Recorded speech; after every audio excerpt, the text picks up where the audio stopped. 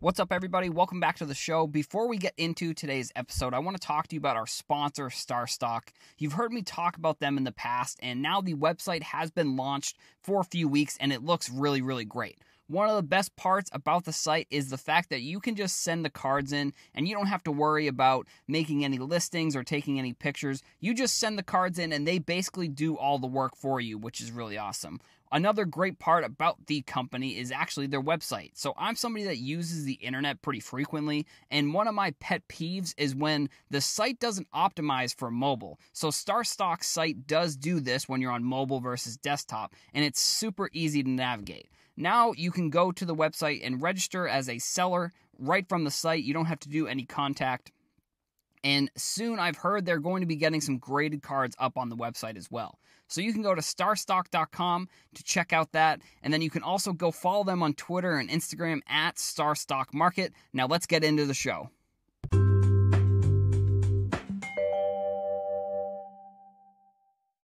What's up, everybody? Welcome back to the show. My name is Adam. I am your host. So on today's episode, I'm going to be talking about something that some people like, something that some people hate. It is hype behind sports cards. Now, I don't have to sit here and tell you that the market has been absolutely on fire recently over the past, so there was something interesting that I actually want to start the show with. So something that I always got this comment when I was first talking about sports cards, like when it was sort of newer, when there wasn't as many content people talking about sports cards, whether that was on TikTok or, well, I guess for the majority TikTok, because everywhere else there's been tons of card people. So the one question, or the one thing that I always got was like, well, what happens if the economy collapses? And I still think there is a chance that it could collapse worse than it did. But we went through like a weird month-2 period, like with the coronavirus, where I'm not sure exactly what happened. Like, I'm not sure why the card market didn't like plummet. Like, it did go down, and like I sold cards at the beginning of March, and then I sold cards like last month. And if I had just wait and sold now, I would have almost double the amount that I have now in terms of money that I made, which, look, I've already talked about this. I'm fine with the money that I made on the cards that I bought because I bought them, and comparing to where I sold them to where I bought them, the percentage of how much I made is, it was in some cases, it was like 10x what I bought the card for. So I guess I'm okay with selling the cards when I did, even though there's still a ton of value, and I think there's still a ton of value to go with a lot of these cards. But so the question that I always got was like, well, what happens when the economy collapses? And so this kind of goes to the question about the hype around cards in general. So the two topics that I want to talk about on today's podcast that are hype related, that I'm going to talk about. I just want to finish this point. So the question that I got was like, oh, well, what happens when the economy collapses? Like, what's going to happen to sports cards? And everyone was, sports cards aren't an investment because when the economy collapses, the prices of sports cards are going to plummet. And we sort of did see a little bit of I'd call it there was definitely a little bit of a recession. And I don't think even, like, if you look at the stock market, I don't think the stock market really is, I think we're taught that the stock market is supposed to be a barometer on how the economy is doing, and I think the stock market is way higher than what the economy actually is, because there's still like a ton of people that are out of work, and like Florida just had to shut down liquor licenses. So like essentially bars have closed. They're not technically closed, they're still open, you just can't drink at the bars. And I don't know, it was weird to see people talk about that over the weekend actually, and have them report on it sort of incorrectly, because like, and at least from what I saw, now I may be incorrect because I read a couple different articles and they all said something different. But the one thing that I saw a bunch of times was that Florida, what they did was they suspended the liquor licenses of all the bars within the state. So that doesn't mean the restaurants are shut down.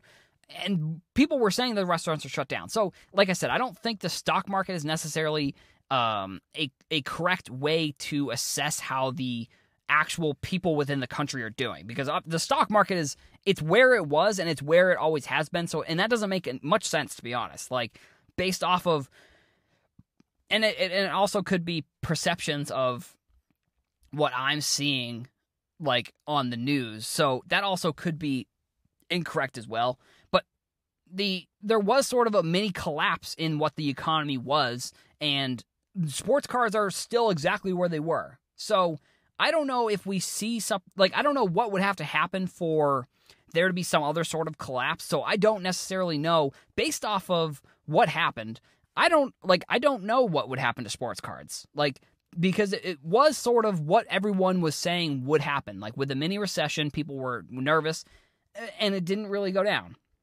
So I'm not necessarily sure what would happen. So, like I said, the hype behind sports cards right now is larger than it ever has been, and it's continuing to grow almost every single day. Like, you're seeing ESPN tweet about and actually, so I'm just going to bring this right into the next point. So there's an Andrew Mccutchen card in Series 2 that a couple of people within the industry tweeted about the card, and they had some actually fairly viral tweets considering following count on some of these accounts. Like Ryan Cracknell tweeted about it. I think he had like 4,000 likes or something like that. And then Old Town Cards also tweeted about it, and he had something in the same range. I posted a TikTok, and I posted it yesterday, and right now that TikTok has like 12,000 views. So like if you're listening to this in the future, obviously you are, it's probably going to have more views, and it's probably going to amass more views by the time maybe you take a look at it. But it's Andrew Mccutchen card. It's been selling for like $300 on eBay. And like Andrew McCutchen tweeted or posted about it on Instagram, Sports Nation posted about it on Instagram, ESPN posted about it on Instagram.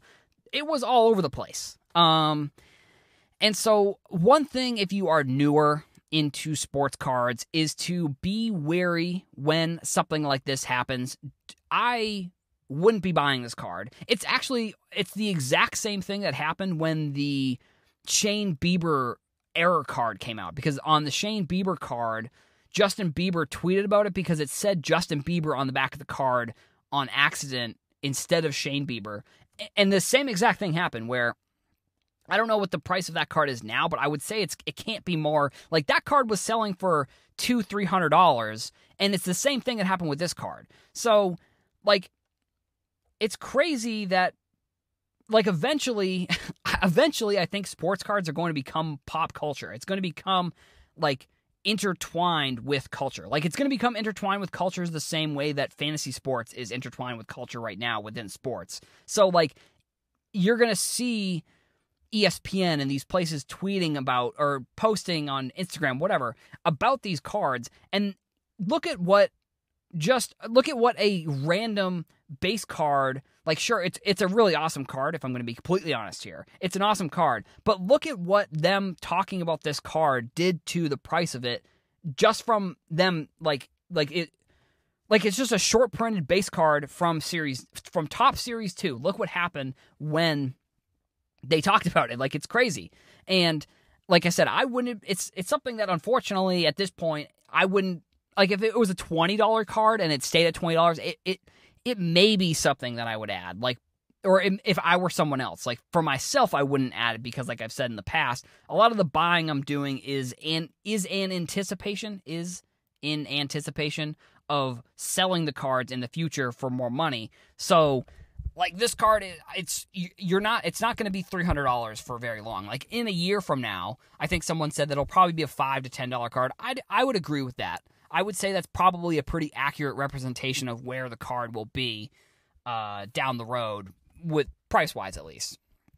And it's about the hype. Like, people see something that they haven't seen before. So, like, for someone who has no idea about sports cards, if they see ESPN tweet about this card, they're just like, that's really awesome, I'm going to go buy it from eBay. And they may not even realize that, like, that card isn't worth $300. Like, and I think that's what's going to happen with some cards in the future, and that also is, I think, what does happen with some cards, where you see, like, you see large jumps in some cards.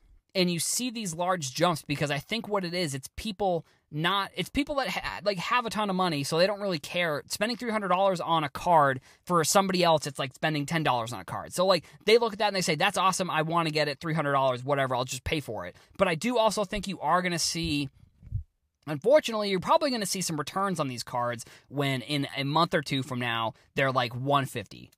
I don't know. It's just, in my opinion, it's not something that it's not like something that is going to hold a lot of value. Granted, Andrew Mccutchen, if something happens down the road where Andrew Mccutchen does something with this character that he had when he wasn't playing that one day, like maybe there is something there. Maybe there's something there. Maybe. I don't know. I don't think so.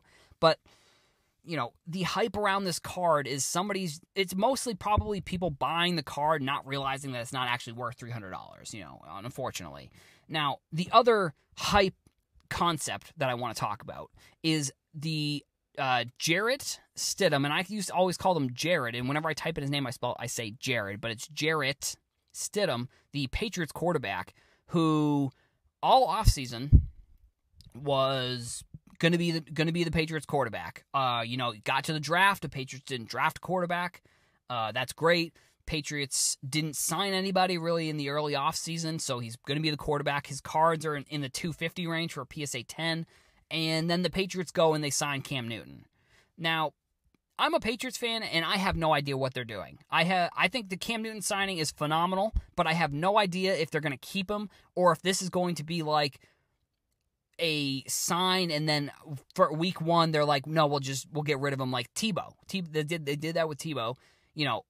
They've done this in the past where they've signed veteran players that were MVP level. They signed like Chad Johnson. They've signed like Darrelle Revis, but those two sides of the spectrum are very different. Like if Cam Newton comes in and he is like Darrelle Revis, it will be one of the best signings they've had ever. Like if the Patriots can come in with Cam Newton and they can compete for a championship, I think that's better than what they could have done with Stidham, to be honest. I think Stidham, I believe in him as a quarterback just because I've seen what Belichick has done with players like Garoppolo, Jacoby Brissett, Matt Castle. I mean, even Brian Hoyer. Like, these are all players that have been quarterbacks here, and then they've gone and started other places. So, like, to say Stidham, and I mean, Brady, obviously, I think that goes without saying, but, like, to say Stidham is in the correct system for him to be developed, I 100% agree with that. Now, it is strange that they waited so long to sign Cam Newton. Like, I'm not 100% sure of what their plan was there or why they did it this way and they didn't just sign him at the beginning of the offseason. It feels like it could be like a bait and switch where they, for whatever reason, they waited as long as they could to sign Newton because they wanted people to start getting ready for the season and potentially start getting ready for Stidham, which, if you're getting ready for Stidham, he only played in one game last year, and the only accomplishment that he has in the NFL right now is he probably won people a lot of money because of the Patriots were covering like a plus 14 spread or a minus 14 spread against the Jets. I think they were winning by like 16 or 17, and then he threw a pick six, and that flipped the script, and now the spread is going the other way. So that's his main accomplishment that he has right now in the NFL, is he probably won some people money there, or he probably won maybe the Jets defense. He got some people points there because he threw a pick six. But so, like, Newton cards went from like 150 to like 250, and I haven't seen any. I've still seen the cards sitting around 200, 250, but like, it's one thing that is. It's one reason why I get I wouldn't be buying any football for me, because the football quarterback, I think at the point where you have to, I don't know if they're, how do I want to word this? I don't know where the margin is, because like for a Patrick Mahomes or for like a Lamar Jackson, like for you to say that those quarterbacks were going to go on to be what they were, that's pretty bold, and I don't think I would have wanted to risk, which granted, Lamar Jackson was like $40 going into last season, and I would say, I heard people in Boston were saying, like, there's the Over-Under 98.5 podcast, the Bankroll Boys, they're sports gambling guys in Boston. they were saying that they were going to take Lamar Jackson for MVP. So, like, I heard the rumblings that he was going to be that good. And I unfortunately didn't buy any of his cards because I think they maxed out at around 450 when you could have been buying them for 400 or 40. But I don't see the margin, like, and at least now especially, because, like, the past 2 years, you saw 2 second-year quarterbacks win the MVP and go absolutely insane. So I think for this year's example, it would be like a Kyler Murray. And I don't think, unfortunately, at this point, Kyler Murray's PSA 10 Prism cards are like in the $350, $400 range, at least the last time I checked. So if you're buying Stidham, like, you're already paying $250 for Stidham. Like, you're not paying $40 for Stidham. Like, and that's the part for me where I want to stay away from rookie quarterbacks. And I would even say if you're going to spend the $350, $400, $500, I would just be buying like a veteran superstar level quarterback rather than buying Kyler Murray, which, like, granted, if Kyler Murray goes on and becomes like an MVP, like, I would say, I don't know, I'm not sure what could happen. Like, they could be in the $1,000 range, but they could also have the value baked in where it's like, if he goes on and wins MVP, they could just go from $350 to $500, which I would much rather take a smaller risk on a player. Like, if you can find a player, like a rookie card for like 50, 20, like, it depends, because you could probably find one for 25, you probably find one for 50, you probably find one for 100, but in that range, that's where I would be looking for an investment to be made where I think there's more of a jump. Because, like, like I said, if you're buying a Kyler Murray, he may already have the value of an MVP in his cards because of what happened with Lamar Jackson and Patrick Mahomes. So, like, a Stidham, who was projected to be a starting quarterback all offseason, even though he hasn't started any games for the Patriots, or meaningful games. I don't think he started any games last year. So, like, I would even be buying Jimmy Garoppolo before I would be buying Jarrett Stidham. So I look at that situation and, like, I don't know if the value really changes for Stidham, because I think he still could be the starter for the Patriots this year or next year, because Cam Newton might just not be good. Like, he was hurt, and that's why I think he wasn't good when he was playing last year. And I think he's been strangely, like, not himself for like a year or so. So I think he was hurt for a little bit of time there. So, like, he could still be hurt. Like, he could have maybe had, like, a career ender where, like, he just never comes back from the injury that he sustained for whatever reason.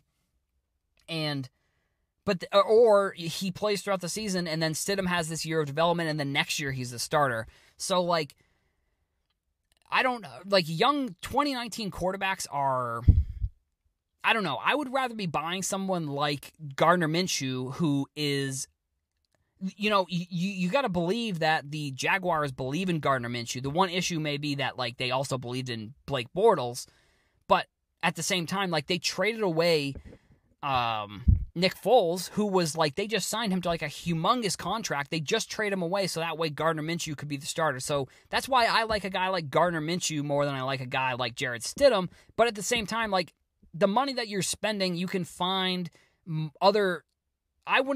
So here's the thing. I wouldn't be buying football in the first place, so take that with a grain of salt. But, like, if you are buying football, you can probably find, I would be going long-term with a lot of the guys that you're looking to buy. Like, I would be looking into, like, an Aaron Rodgers or, like, a Brady or, like, a Russell Wilson or, like, Patrick Mahomes. Like, I would be looking at these guys long-term and be buying that way instead of, like, buying expensive young quarterbacks that haven't even, like, Stidham at 250, just that doesn't even make any sense.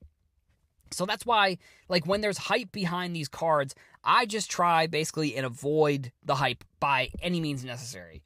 Like, I'm always looking into other types of cards to buy, and as soon as really, like, one card becomes more popular, I'll just move on to the next one, because like once a card becomes popular, I think it also becomes very volatile, because the initial spike you'll see I think there is a potential for returns. There's a potential for loss of investment when there's that initial spike, because what people will buy into hype, and then what ends up happening is that the hype that they bought into dies down and the card goes down in value within a month, and then they're like, oh man, like I just bought this card for $300 where now it's $250 and I just lost $50, and they're impatient and they expected it to go from $300 to $350, so they're going to sell the card. So, that's where hype can get you in a little bit of trouble if you're buying into it. Now, I wouldn't, like I said, that's just me. Like, because there are probably scenarios where, like, if you, after the third week, after week 3, if you had bought Lamar Jackson at like $200, that card still went up to $400. So that's another scenario where, like, maybe buying into the hype was a good idea. It's all for you to make the decision, but for me, buying into the hype is not something that I like doing. So that's why I usually try and avoid it most of the time. That's everything that I got for this episode. Thank you all for listening. Thank you to our sponsor at Starstock Market, starstock.com. Thank you for being our sponsor. Follow me on Twitter, TikTok, Instagram, Heroes for Sale. And if you want to leave a review on iTunes, that would be phenomenal. I would really appreciate it. Thank you all for listening, and I'll see you in the next episode.